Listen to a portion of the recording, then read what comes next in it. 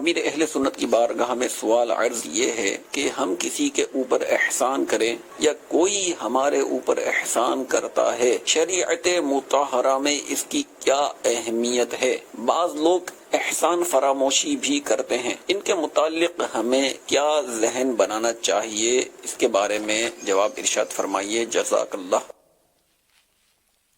احسان کرنا تو اچھا ہے، واللہ یحب المحسنین، اللہ پاک احسان کرنے والوں کو دوست رکھتا ہے، پسند کرتا ہے۔ اب جو بھی احسان ہو وہ رضا الہی کے لیے ہو، دکھاوے کے لیے نہ ہو۔ پھر احسان جتائے نہیں کہ احسان جتانا یہ ظاہر ہے کہ اگلے کو دل آزاری، اگلے کے لیے دل آزاری کا باعث ہوگا۔ قرآن کریم میں لا تبطلوا صدقاتکم بالمن والاذی، اپنے صدقات کو باطل مت کرو احسان جتا کر اور ایذا دے کر۔ تو احسان کسی کے ساتھ بھلائی کرنا، احسان کرنا یہ ایک ثواب کا کام ہے، کرنا بھی چاہیے۔ اور جو احسان کرے تو اس کو چاہیے کہ جس پر احسان کیا گیا وہ اپنے محسن کا شکریہ ادا کرے۔ وہ ایک حدیث پاک ہے، من لم یشکر الناس لم یشکر اللہ، کہ جو لوگوں کا شکر ادا نہیں کرتا وہ خدا کا بھی شکر ادا نہیں کرتا۔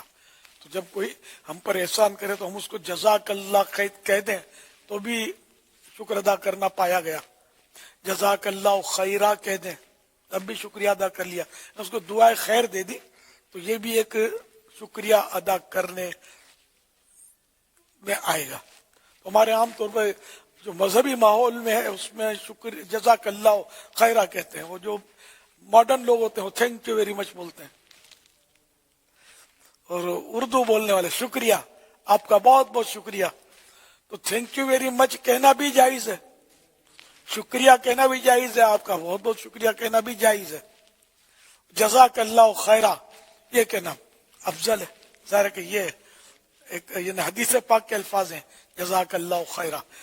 اس کا معنی ہے جزاک اللہ، مانے اللہ تجھے جزا دے، یعنی اس کا بدلہ دے، اللہ تجھے بدلہ دے، جزا دے۔